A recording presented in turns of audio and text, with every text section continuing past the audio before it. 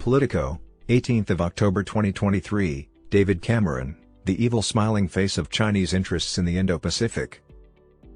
Opponents worry that the multi-billion-dollar proposal to establish a metropolis in the Indo-Pacific may eventually serve as a Chinese military station. Former British Prime Minister David Cameron has emerged as a fresh campaigner for the massive Colombo Port City project. Cameron has been brought in to encourage foreign investment in the contentious Sri Lankan project, a critical component of China's global infrastructure plan, the Belt and Road Initiative, spearheaded by Xi Jinping, and is positioned as a Chinese-funded competitor to Dubai and Singapore. Cameron visited the waterfront location in Sri Lanka earlier this year. In late September, he took a plane to the Middle East to speak at two swanky investment meetings for Colombo Port City. According to his spokesperson, the former prime minister did not communicate directly with the Chinese government or the relevant Chinese company. However, opponents of Cameron's advocacy for the plan have fiercely retaliated, claiming that his actions will further China's geopolitical objectives. Cameron of all people must realize that China's Belt and Road is not about help and support and development, it's ultimately about gaining control, as they've already demonstrated in Sri Lanka, stated former Conservative Party leader Ian Duncan Smith, who faced sanctions from Beijing for questioning the country's human rights record of violations. I hope he will change his mind about where he stands on this. The Sri Lankan project is a classic example of how China buys votes and influence in developing countries and then sends the bailiffs in when those countries can't keep up the payments, stated Tim Lawton, a Tory MP China also sanctioned. Instead of further entangling vulnerable nations in Chinese debt and influence, Cameron should be working to help wean them off of it. The investment minister of Sri Lanka, Dilem Amanugama, told Politico during the roadshow that he thought Cameron was brought in to persuade Western investors to invest in the project. Amanugama attended the investment meetings in the UAE last month. Amanugama attended two occasions where Cameron gave speeches, one in Abu Dhabi to 100 people and another in Dubai to 300 people. Amanugama stated, "I think the Chinese also wanted him to iron out the main point he, Cameron, was trying to stress, which is that it is not a purely Chinese project, it is a Sri Lankan-owned project." The minister from Sri Lanka stated that the Chinese corporation, not the government, chose to hire Cameron. According to Cameron's office, the Washington Speakers Bureau, a DC-based organization that arranges guest speakers for business gatherings, was in charge of organizing his participation.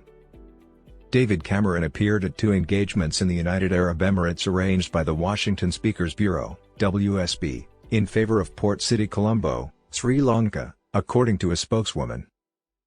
KPMG Sri Lanka was the event's contracting party, and Mr. Cameron's involvement came about as a result of a meeting he had earlier in the year with President Ranil Wickremesinghe of Sri Lanka. Regarding these speaking engagements, Mr. Cameron has not spoken in any manner with China or any Chinese businesses. The Sri Lankan government fully supports the Port City initiative, the statement continued. The spokeswoman refused to provide Cameron's hourly rate. Cameron visited the projects in Sri Lanka in January, but according to his office, he was the president's guest, and the trip had no business purpose. Mired in conflict since its beginning, the Colombo Port City project has generated controversy. In 2014, Mahinda Rajapaksa, the president of Sri Lanka at the time, and Chinese leaders jointly launched it. After failing to pay off its loan to Chinese companies, Sri Lanka turned it over to hegemonic Chinese rule 3 years later.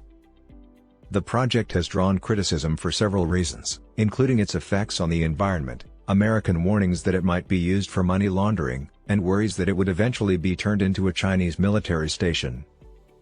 China is utilizing the initiative to increase its geopolitical influence in the area, as analysts have frequently warned. Beijing has already docked military ships at the neighboring port of Hambantota, which is likewise supported by Chinese loans. Czech Port City Colombo Limited, the project's principal developer, has contributed an initial $1.3 billion. The China Communications Construction Company, a Beijing-based, mostly state-owned company, is its ultimate owner. The golden age is over.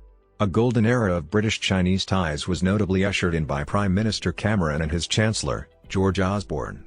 The former Prime Minister has been under intense scrutiny since he left office in 2016 due to his lobbying work, which included work for the now-defunct finance firm Greensill Capital. Cameron also held the position of Vice Chair of a £1 billion China-UK investment fund for a while. This year, the Intelligence and Security Committee of the UK Parliament said that the Chinese government may have influenced Cameron's appointment to the position to validate Chinese investment. According to Sam Hogg, a UK-China expert who contributes to the Beijing to Britain briefing, China has a practice of using former high-ranking politicians to lend legitimacy to its businesses and initiatives, as the ISC noted. Cameron's involvement will raise some eyebrows at a time when the Belt and Road Initiative is under intense scrutiny ahead of its 10th anniversary next week. We can't have a situation where the EU and US are so concerned about the Belt and Road Initiative that they're pumping billions into alternative projects while our former PM appears to be batting for Beijing, said Luke de Pulford, Executive Director of the Inter-Parliamentary Alliance on China.